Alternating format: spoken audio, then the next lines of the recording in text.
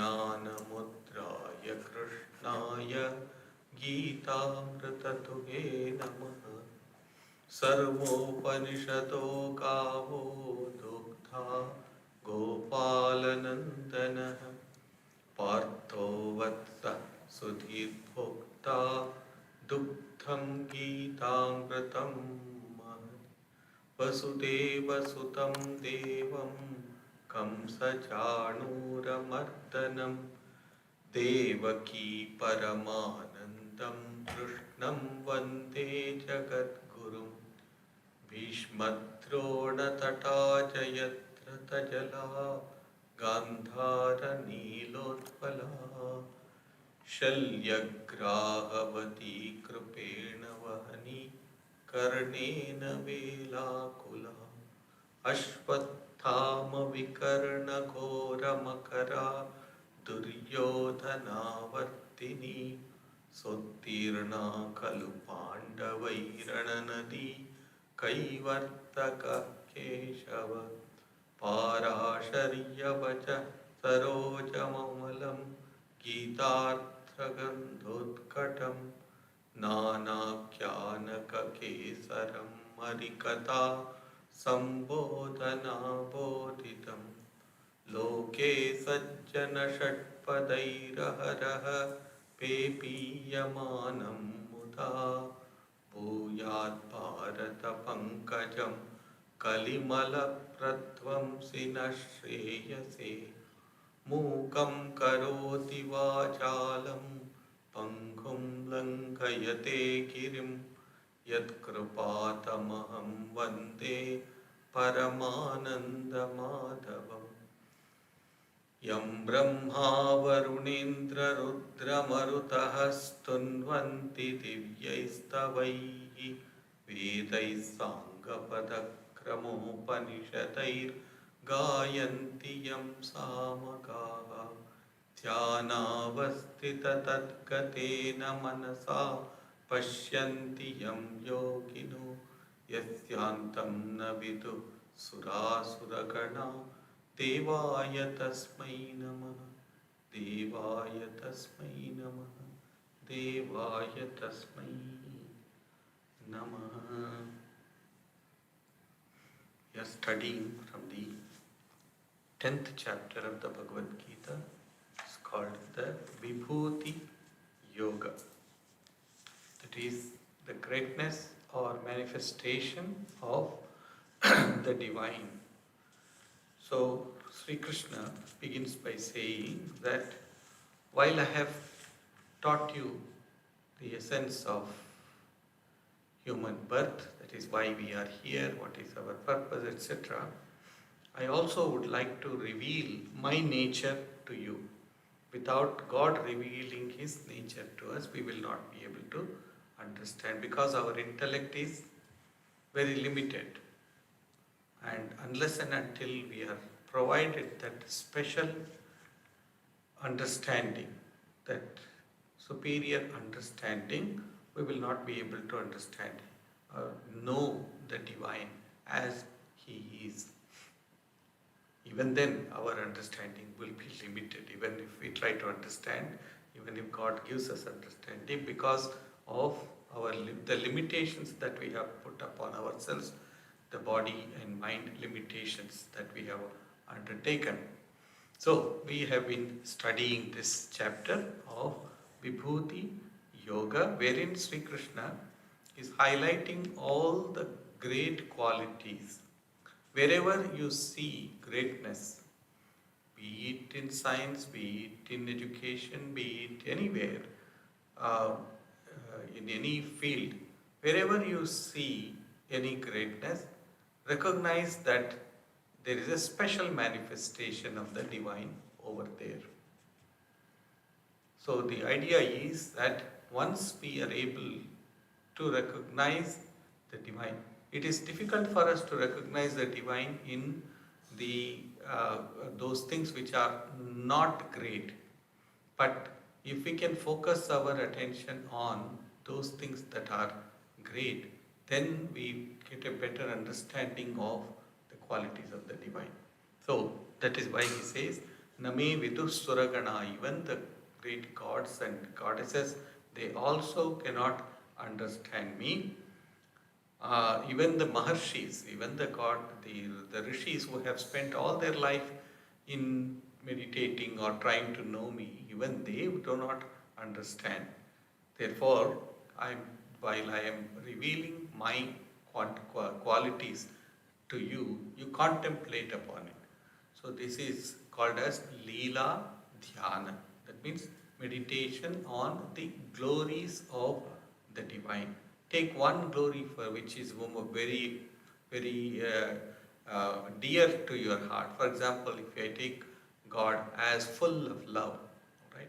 Wherever I see love or manifestation of pure love, there I would like to see or try to experience the form of the divine or the nature of the divine over there. If you see somebody is extremely good in arts, for example, just imagine that the divine is present there, very much over there.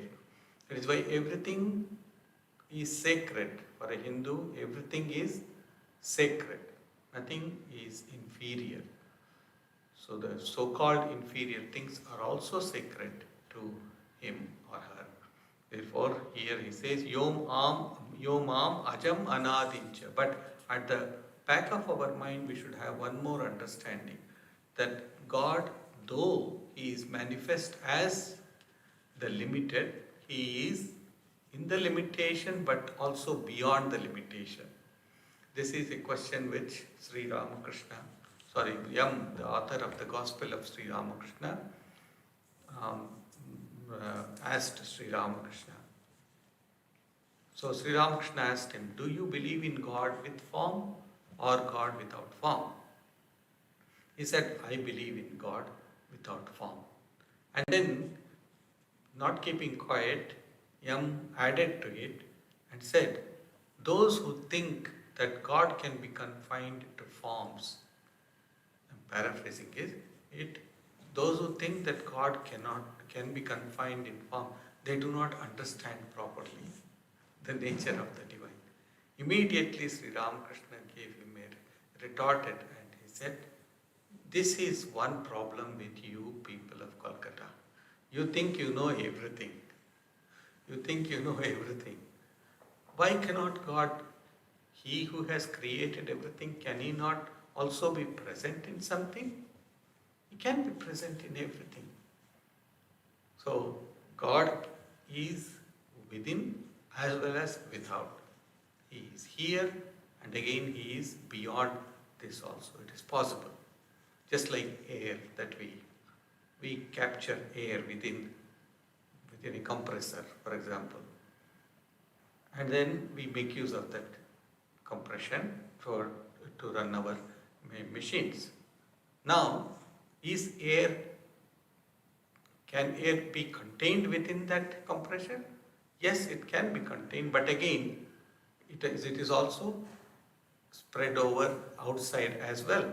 It is there outside as well as within. So while one can think that one can contain it in a container, yet God is beyond all of that. This understanding must come to us. So Yomam Ajam Anadincha Vetti Lokamaheshwaram Asammudha Samartyeshu Sarva Papai Pramuchyate. If you can think of the divine as beginningless, as the unborn, and also the master of all the worlds, He among mortals becomes undeluded. That is, there won't be any doubt in your mind. You will not be deluded. You will be able to see things as they are. And Sri Krishna also talks about the great qualities which we spoke earlier. Buddhi, Jnanam, Asammoha, Kshama, Satyam, Dama, Shamaha, Sukham, Dukkham, Bhavo, Bhavo, Bhayam cha, Abhayam evacha, Ahimsa, Samata, Tushti, Tapodhanam, Yasho, Yashaha, Bhavanti Bhava, Bhutana, Mattha eva Prathagvidaha. All these Prathagvida, all these diverse forces of the mind, Everything is in the mind ultimately. So they proceed from me alone. What are they? Buddhihi, intelligence. God has given us this intelligence, but it may be taken away also from us at any time. Most intelligent peoples, when they get dementia or Alzheimer's, lose everything.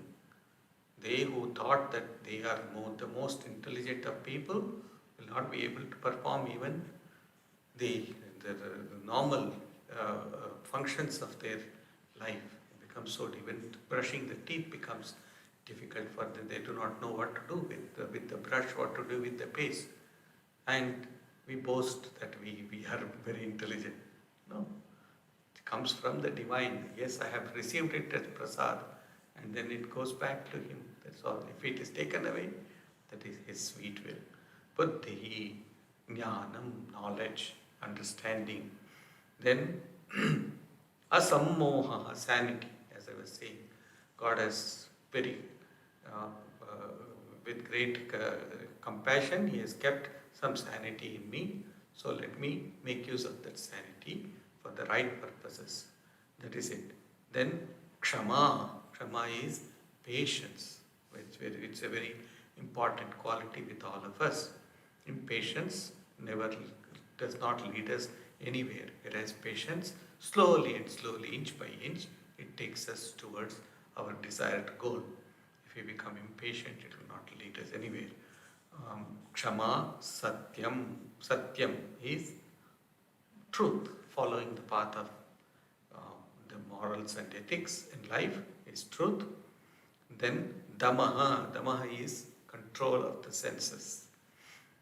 My senses are always outward going. Just want to go and get attracted to the things that are objects that are there.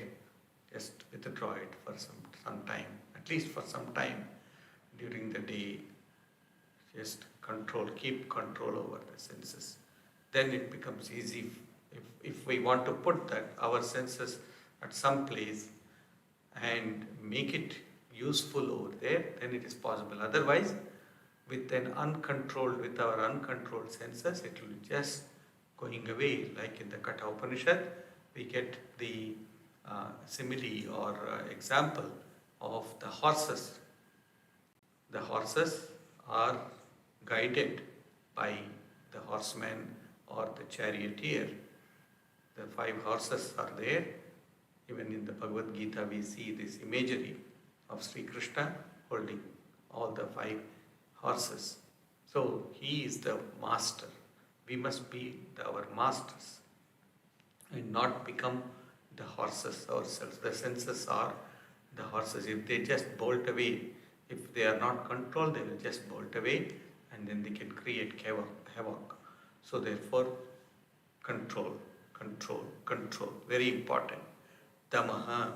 We have to say no when we know that something is not going to be eternally good or not going to be good for us for a long period of time.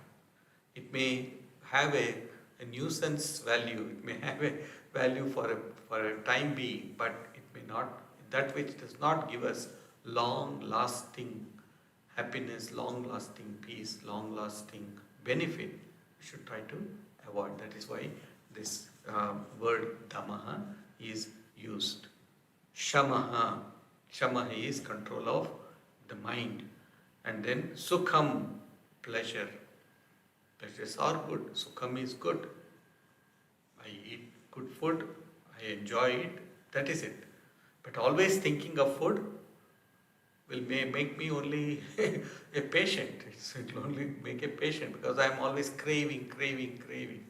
So overindulgence. So pleasure is good, but overindulgence is bad.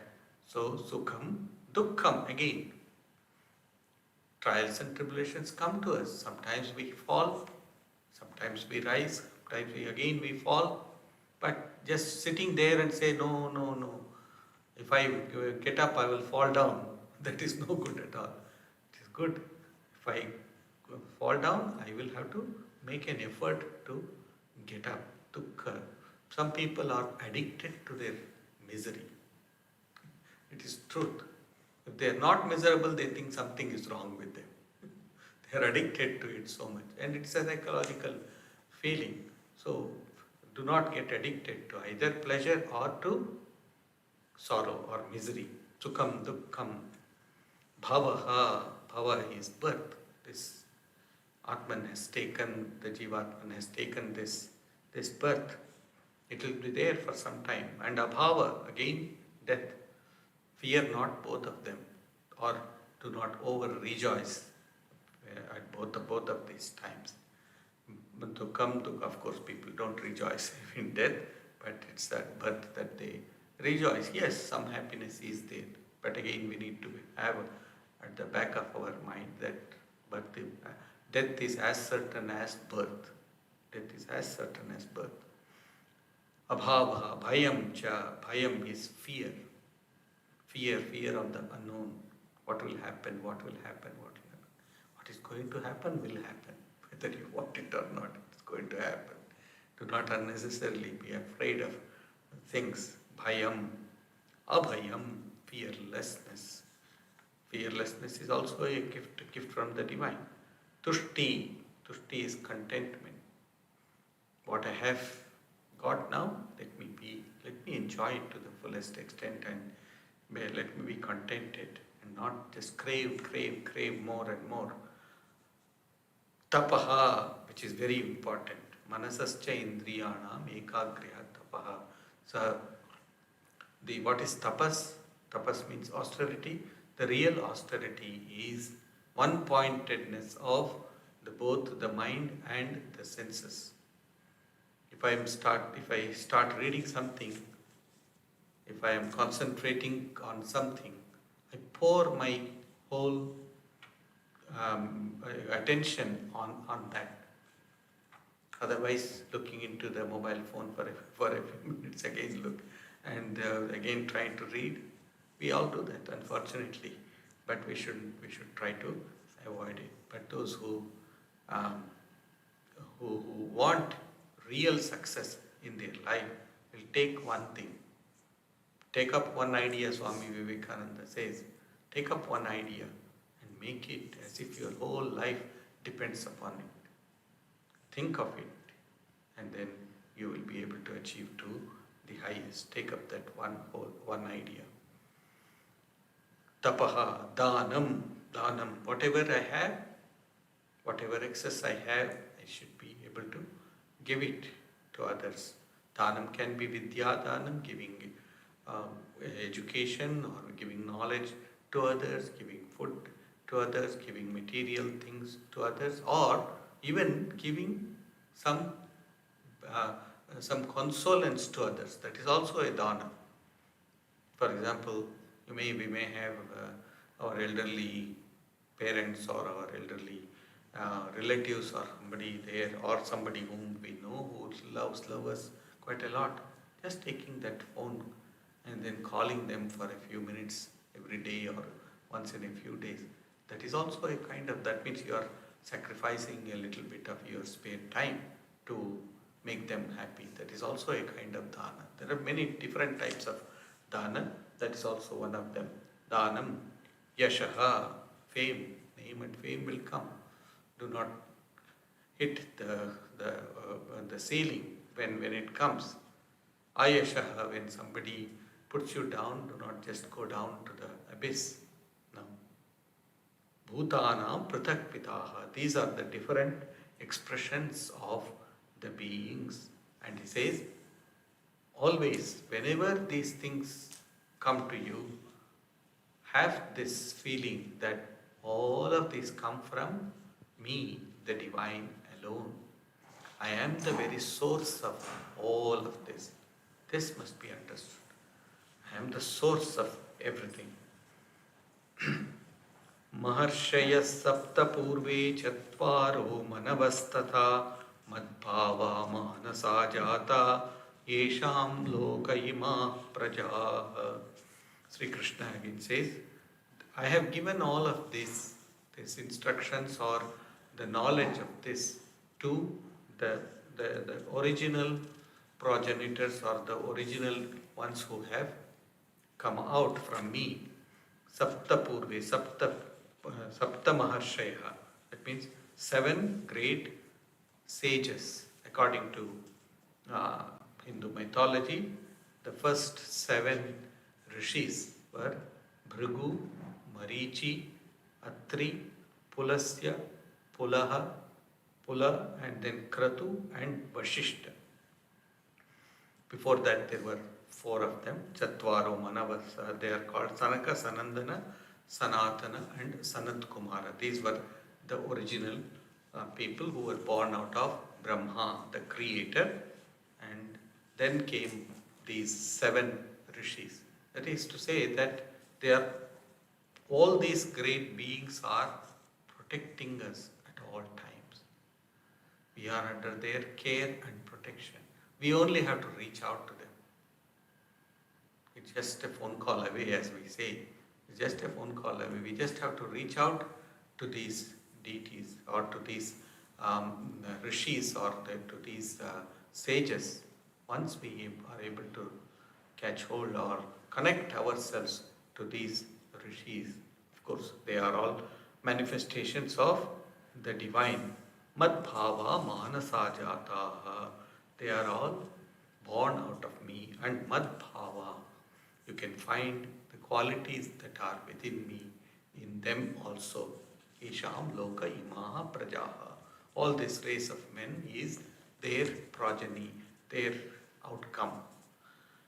Etam vibhutim yogancha mama yo vetti tattvataha sovikampena yogena yujyate natra samshayah. He who knows the truth about this manifestation of my divine majesties and about my power gets united with me in steady and unfaltering communion. There is no doubt about this. Sri Krishna assures. So try to know this, and you will. What this does, this knowledge does to us is that it reminds us that we are not just this conglomeration of the body and mind, that we are the heirs or we are the progeny, the outcome of these great sages who were none but the outcome of the divine alone. So the divine, and then comes the Manus, and then the Rishis, and then comes our lineage, so to say. So always try to remember that lineage from which we have come. Our lineage is not just some robber or somebody like that. Our lineage is that of the Rishis, all human beings for that matter, all beings, born from that. So when we know that our ancestors have been exemplary people, we get a lot of energy within ourselves that, all right, I also want to become like them. I also want to glorify this family lineage that we have. So Sri Krishna is as if guiding us to understand that we are heirs of that immortal being, the divine. We are all, that divine itself is flowing through this body and mind. So let us not put it down and say we are weak. Let us raise ourselves to that level and say we are the children of the divine. Aham sarvasya prabhavo mattas sarvam pravartate iti matva bhajante mam buddha bhava samanvitaha. Aham sarvasya prabhava. I am the source of all beings. He is reiterating this. And from me all these happen. Knowing thus, the wise ones worship me, being filled with ecstatic, divine, devotional fervor. So, since the divine is within me, there is no need for me to become morose, no need for me to become. I am the source of that, the source of immortal bliss is within me. This is the idea. Machchitta madgata prana bodhayanta parasparam kathayantascha mam nityam tushyanti charamanti cha. With their minds engrossed and their vital energies deeply involved in me, me means the divine, they are ever contented and delighted by mutually conversing about me and enlightening each other thereby. This is the attitude of a devotee of the Lord or a jnani. So, always your mind is perched on a high level. You are conducting all of your activities, but at the same time, you are reaching out to that higher being, the divine that is within yourself or within ourselves. All the time drawing the inspiration from that divine being. So, this is one thing.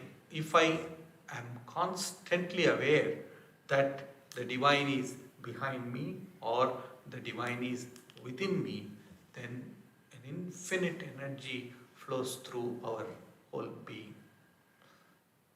Power comes, glory will come, knowledge will come, as Swami Vivekananda says, and this is roused to its highest extent. So, this will all come. So, Madchitta Madgata Prana.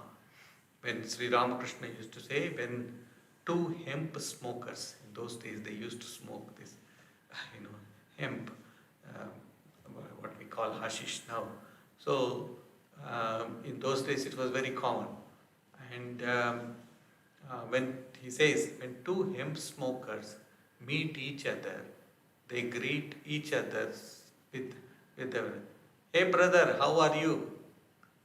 They may not know each other, but because they smoke pot together, they become brothers. Now they say bro, of course. So they become brothers and they will start talking and they will converse as if they have known each other for a very long time. So, saying this, Sri Ramakrishna says, devotees of the Lord are of this time. When a devotee meets another devotee, becomes very filled with joy and does not feel alienated, separate from them, and becomes very friendly. So, Kathayanta Siddhi, because they discuss about the divine alone. Tushyanticha, Ramanticha, they enlighten each other, they are delighted with each other's company. On the other hand, if they meet people who are not of the same type of attitude, they feel quite away from them. They keep away from such people. So that is the other side is also there. So Madchitta Madgata Prana. That's why Sri Ramakrishna used to ask his devotees not to spend their time in discussing politics or in discussing things which are of no use at all, no permanent use. He used to ask them to discuss about the divine, about the glory of the divine, something that is very useful in life. So much so that Sri Ramakrishna would not even touch the newspapers. And if he went to a place and if he saw a newspaper over there, he would say, remove that newspaper and sprinkle some Ganges water over there. Why? He said it's full of gossip. In those days also it was full of gossip and much more today. It's full of gossip and gossip. So, but on the other hand, if anybody would be singing the name of the divine or chanting the name of the divine, Sri Ramakrishna would go and would make friends with such a person. That is how Sri Ramakrishna has taught us that we should enjoy the company of people who are of a divine nature, who are of nature which is positive and not negative. Tesham satatayuktanam bhajatam pritipurvakam dadami buddhi yogam tam yena mam upayanti te. To those who serve me with delight and are ever steadfast in spiritual communion, I bestow intuitive understanding by means of which they come to me. We are all struggling to rise higher and higher, there is no doubt. So he says here, to those who serve me with Preeti Purvakam. That means with affection. This is one ingredient. See, if that ingredient called Preeti or love or affection is there, everything becomes sweet. Everything becomes palatable and sweet. So it says, to those who serve me with Preeti, not with lot of elaborate rituals and rites, etc., but with the heart given to the Lord. Love God as one's very own, just as Shabari did to Sri Ramchandra. Sri Rama was going, and then Shabari, she has plucked fruits, and then she is first tasting the fruit and then giving the sweetest ones to Sri Ram. So somebody asked, well, Shabari, how is it that you gave the fruits that was eaten by you? It is tainted. How is it that you are giving it? Well, I cannot give something that is not good to my Lord. Therefore, I tasted and offered it to the divine. So that is Preeti Purvakam, with great affection. And that tastes far greater than all the very expensive or the very rich food that is offered to the divine. Dadami buddhi yogam tam, such a person, to such people I will give buddhi yoga, the yoga of reason. Buddhi yoga is the yoga of reason. They will be able to understand what is good and what is not good, what is useful and what is not useful at all. Tena mam upayanti. With that kind of a buddhi yoga, with that kind of a reasoning buddhi, reasoning intellect, one will be able to reach me. Mam upayanti te. Tesham satatayuktanam, Tesham evanukampartham aham ajnanajam tamaha nashayamyatma bhavasto jnanadipena bhasvata. Out of sheer compassion for them, residing within as their innermost self, I destroy the darkness born of ignorance in them by the brilliant lamp of wisdom. Once we purify our thought process, once our heart becomes a clean place, so to say, then the Lord's compassionate aspect will be manifest over there. So that cleansing process is what we need to do within ourselves. We clean our house, no doubt. We clean the place where we live. Similarly, we should take enough notice to cleanse the heart, that is the inner being within us. Of course, that is done through remembrance of the name of God, to chanting the name of God, reading books that contain the glories of God. So that compassionate aspect of the Lord will become manifested in once we purify our heart. Real compassion is where one can experience the other's pain within one's own self. Now we call it as empathy nowadays. Empathy, this compassion is far greater than even empathy. Here, I respect you or I want to help you because I see the self-same divine that is within me manifest in you. That is the idea. I do not want to help you because you lack something. No, that's not it. I help you because the same divine that is within me is within you. I am serving you. Instead of using the word help, we say serving, and that is called as compassion. So, God's compassion is only possible when we remove all other junk from within us, all other poisonous thoughts that are within us. Otherwise, we need to make that. Sri Ramakrishna used to tell a funny story. In a village, there was a dilapidated temple. That temple was dilapidated, and then all the weeds had grown, and the roof was leaking, and no deity was placed within there in the sanctum, but it was an abandoned temple. In the village, there was a man known as Padmalochan. People used to call him Podo Podo. He was a fool of the village, so to say. It's a simpleton. So, one day they hear that the sound of gong, and then somebody blowing the gong, and everybody thought, oh, the temple must have been renovated. Some good person has come and renovated the temple. So they all rushed. It was on the outskirts of the village, so they all rushed.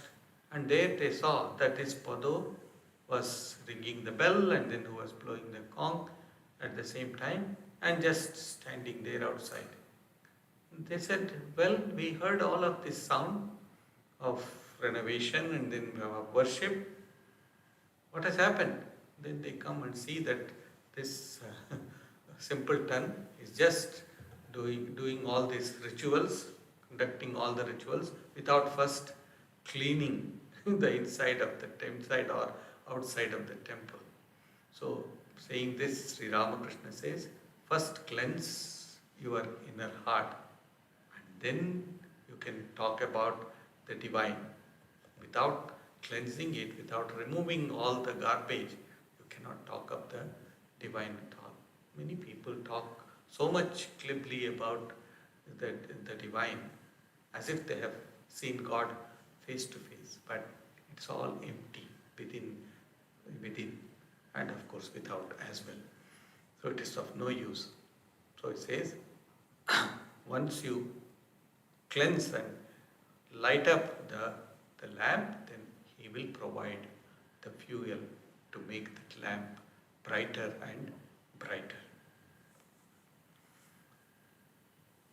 We'll stop here, and because the next we'll talk about, we'll deal with Arjuna's question. Param Brahma Param Dhama Pavitram Paraman Bhavan Purusham Shashvatam Divyam Adidevam Ajam Vibhum. Om Shantakaram Bhujagashayanam Padmanabham Suresham Vishwadharam Gaganasadrisham Meghavarnam Shubhangam Lakshmikantam Kamalanayanam Yogiridhyanagamyam Vande Vishnum Bhavapayaharam Sarvalokaikanatham. Om Shanti Shanti Shanti.